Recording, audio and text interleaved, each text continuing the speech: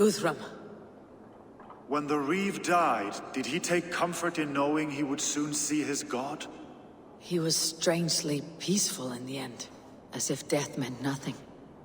We stumble through our years, ravenous, grasping, spilling blood, stealing gold, and it is never enough. This life is never enough. Would it not soothe you to know there is something beyond all this? Not war and valor, but quiet and peace? I think the afterlife men hope for is only a reflection of their regret in this life.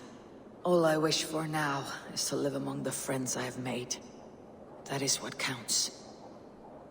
Alfred made me swear fealty upon the cross of their god's son. He held such faith in it, a plain, unadorned thing. It burned between my fingers, as if I had pulled it from the fire. A feeling strange and powerful, but gone in an instant. I have not felt its like before. What will you do now? Whatever I must do. England is my final home, Eivor. And I will do what it takes to remain. I should return to Swanborough and tell her of Hunwald's fate. Better the news comes from me than a stranger. Eivor? Swanborough, No. Gods, no. Don't say it, please, Eivor. Don't say it.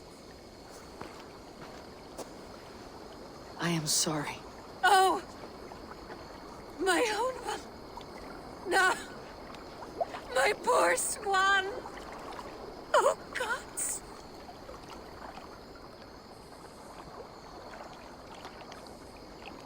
You fought bravely and turned the tide to secure a victory.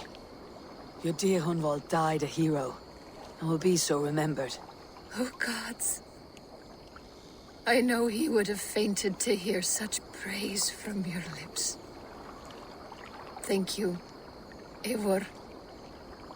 Thank you. He walks among warriors now. Yes. The lucky man. I imagine he does. I know words are a poor salve for a wounded heart. I'll leave you to mourn, and know that we're here for you. Always, should you need us.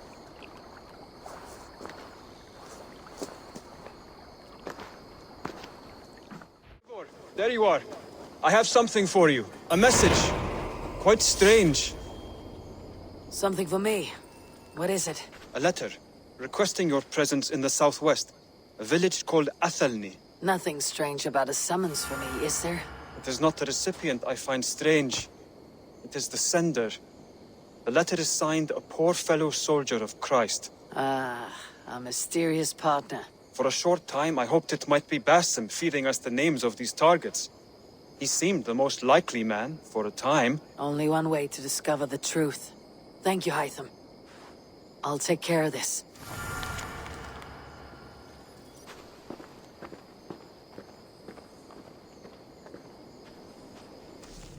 Hamptonshire has fallen, and with it the Kingdom of Wessex. But the cost was great.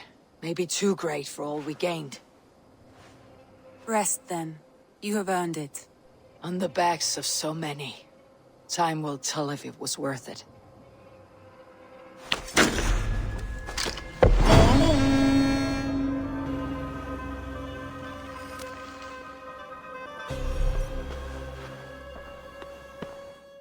I'm nearing the Avon River at Offentune.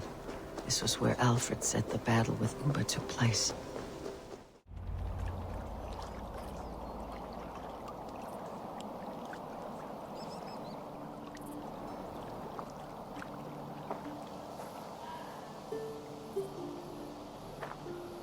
All right there? Yes. Hello. I do not mean to intrude, but I'm looking for someone. And who would that be then? I do not know exactly. Well, that'd be why you ain't found him. But you're free to pass the time just here if you like. Thank you.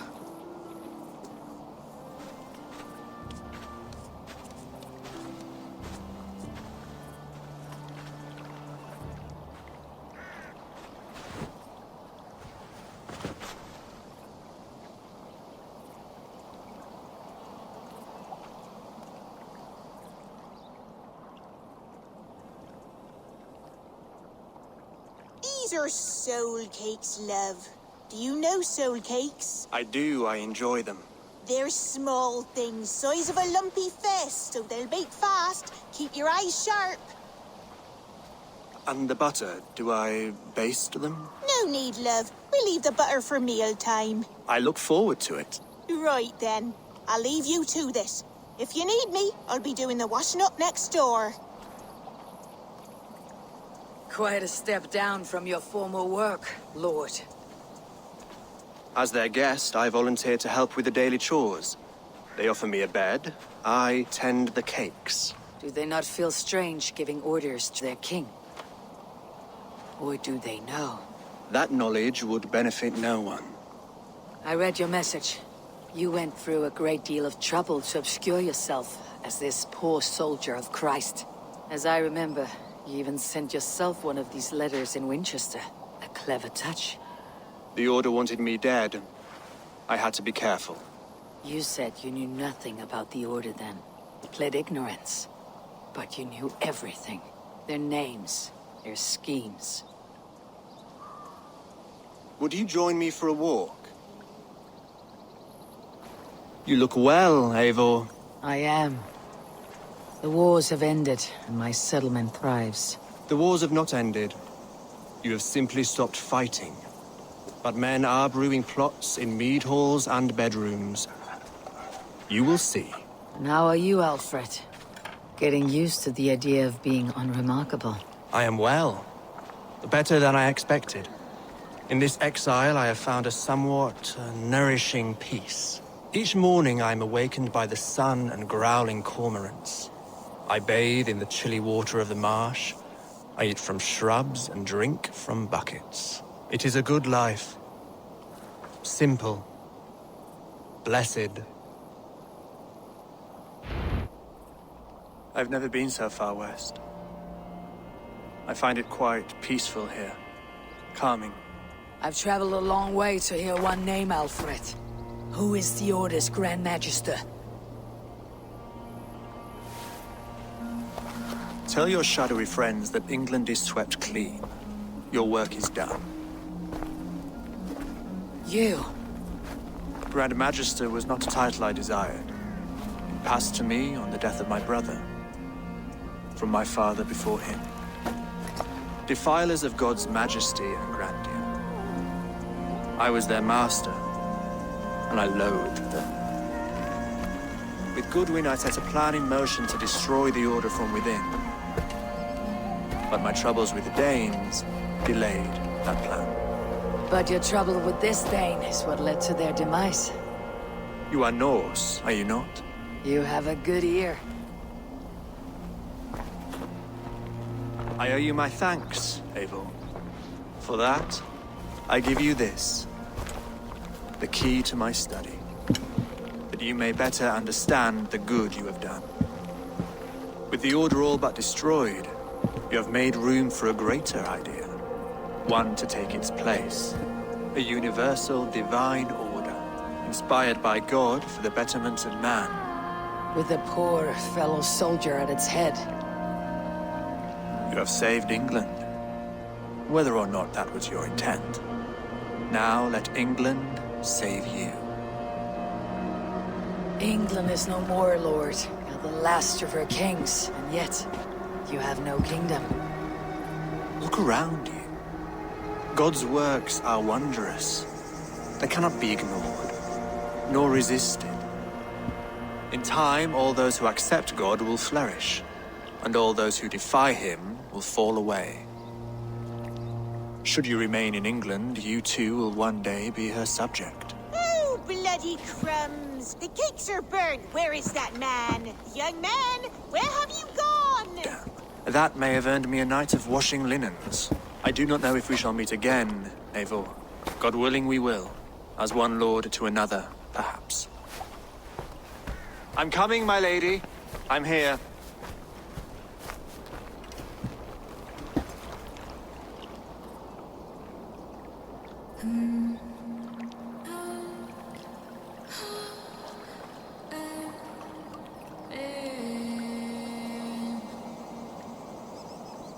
Alfred gave me a key to unlock his study. Somewhere in Winchester. Dear, oh dear, look at them little balls of soot. Good lady, forgive me. I was lost in thought. No matter, just let them cool and we'll begin again. Direct me, and I will obey.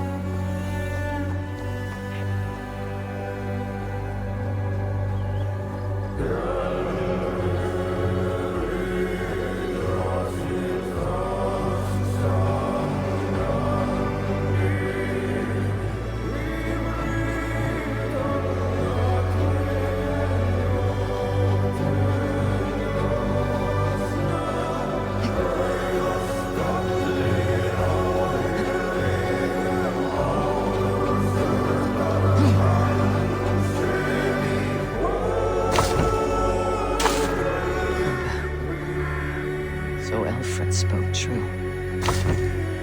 May you join your brother, old friend, wherever he found his final peace. Rest well, my friend.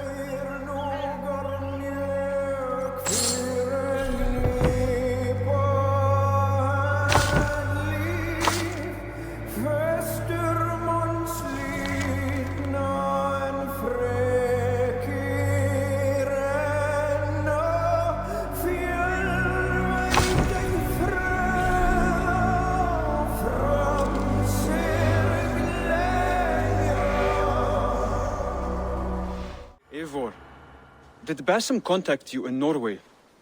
He said he would be joining you. Yet here you are, and I have no word from him. Hytham, this will be hard to hear, but Basim attacked us in Norway. Vengeance for some transgression of ours, imagined or real. You mean you slew him yourself? Sigurd and I, together. I know this comes as a... I do not understand. Why would he do such a thing? He loved Sigurd, he loved you. I do not understand it myself. Perhaps one day we can speak about this with more clarity. But for now, I am deeply sorry. Here you are, Hytham. The last of the Order sigils. You'll find King Alfred's among them. King Alfred? Did our poor fellow soldier lead you to his hiding place? He did, but they were one and the same. Our poor fellow soldier of Christ was the Grand Magister of the Order of the Ancients. He turned on his own order. Fascinating. Not turned so much as trampled. His devotion to Christ and what he calls a universal order set him against them from the start. With all sincerity, he loathed the title and the duty he had inherited, and wished them destroyed. Wonderful. With his abdication, the last stronghold of the Order has been dismantled.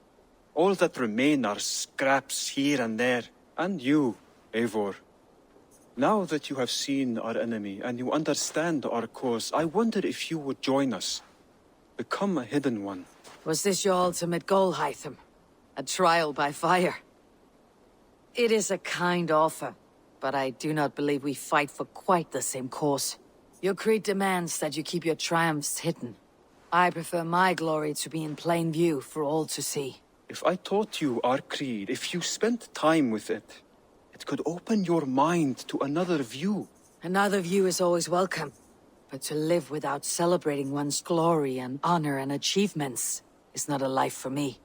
But know this, I would give my life in a moment for those I love, and who love me in return.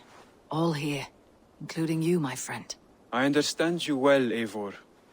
Very well indeed. Between you and me, Eivor, always thought you'd be a good Jarl.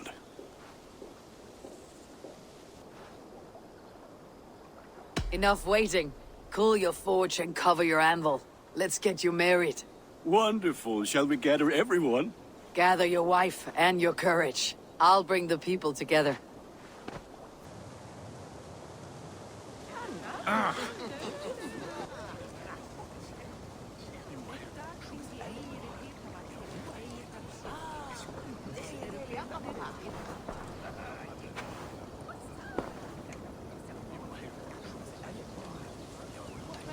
I am honored to stand before you, Gunnar, Bridget, on this bountiful day, to celebrate the strength of your bond and see you wed. I am in witness of a love that inspires and empowers. I invite you now to speak your vows. To you, my darling Bridget, I offer this blade, forged in flames that burn as brightly as my heart does for you. A blade as sharp as your wit, as glinting as your beauty. May it sing through the air as sweetly as your voice meets my ears. Dio, sed vi det carit si Gunnar. Dwi'n efa am lwcus bod I wedi dod o hyd o ti yng nghariad. And I give you my sword and my promise that I will stand at your side forever. Hyd fi di breuddwydio am future yn hun, a di so tawalwch in hope a premonition. Ond dim mount o sgraen a foresight paratoi fi a sweeping adventure meeting ti. Tiw'r enaid fel dim arall, a dyn as strong a bwrdd i ci, ac fel at I ffies, mae'r calon yn hedfan dyr y ti. Such poetry, oh dear. You make me cry, my love. Let us hedfan efo'n gilydd, tra bywyd and beyond. I offer you this ring, and take yours in kind. I will wear it with pride and honor, warmed by the love of so perfect a lady. And I gwisgo fe fel calon, adoration a ffydd am byth. This is the greatest day of my life. Embrace me, my love.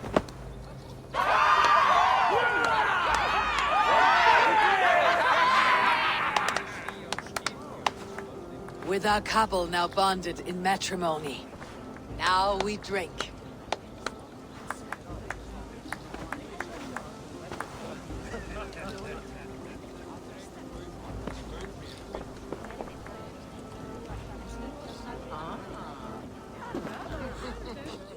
Valka, I want to thank you for all you have done for me.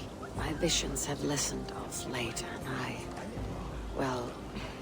I find it hard to explain how different I feel. Grounded, unified, at peace. That is good to hear, Eivor. Very good to hear. It's a strange feeling, brother. Weddings are the beginning of something. This feels like something of an end. The first happy union in our home. We have matured into something greater. So yes, a beginning and an end, I think. And how are the marriage customs in your country, Hytham? Something like this? Like this in all the most important ways. There are smiles, cheers, and warm embraces. All that is needed, I think. You've been among us for quite some time, Reda. Are you ready to settle? Make a home here? For a year or two, perhaps. But I am not the settling kind. I am a wanderer, always searching, never finding. Maybe one day. Bridget, I gift you a formal welcome to our clan and our family. You're a fine addition to Gunnar's life and to ours. Diolch Evior. I couldn't be more happy to Boma. Hope you never to wash and it keeps me sure the years. Yes, of course. As I say, it is wonderful to have you. Gunnar, you old trout. You're a married man. Never thought I would see the day. Nor did I. And not for lack of trying. Alves, I'm surprised you did not serenade the bride and groom with a verse or two. Oh, I wished to, I did. But all that came to me were insults and jibes. Another time, I think. Randvi, saw you looking a little lonely. Thought I might come and join you. How nice. Are you enjoying yourself? I am. I never thought I would see gruff old Gunnar so enraptured by a woman. Enraptured by anything, for that matter. He's a hard one to read, but I am pleased for him, and for this day of rest and respite. After everything, a few days of feasting will do the people some good. They need this. They do. Will you walk with me? Anywhere. Lead on. Something has been on my mind for some time. I am no seer, but I foresaw this day long ago. Not Gunnar's marriage, but our situation. Our success. How do you mean, our success? I mean to say that I saw our settlement flourishing, through our victories in war and in diplomacy. And from the day we set out from Norway, I knew that you would make a fitter leader than Sigurd. It was never in his character to lead. It was always within yours. I see. Do you? You might have warned me. You would not have listened. Fair. I do hope you see it now, in all that you have done for us. Randvi, you and the people here have done more for me than I could ever repay. I'm honored by your faith in me, and your confidence. As I am honored by your love. And I by yours. Eivor, I want you to know that Sigurd and I are... We are severing the bonds of our marriage.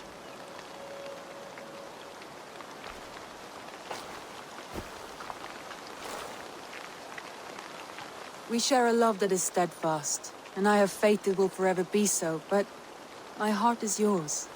That much he knows. And I believe he is happy for us. Are you sure? Sigurd's desires are bigger than any man or woman can offer. He longs for something more, something only he can find. All he wants is far, far away. All I need is right here.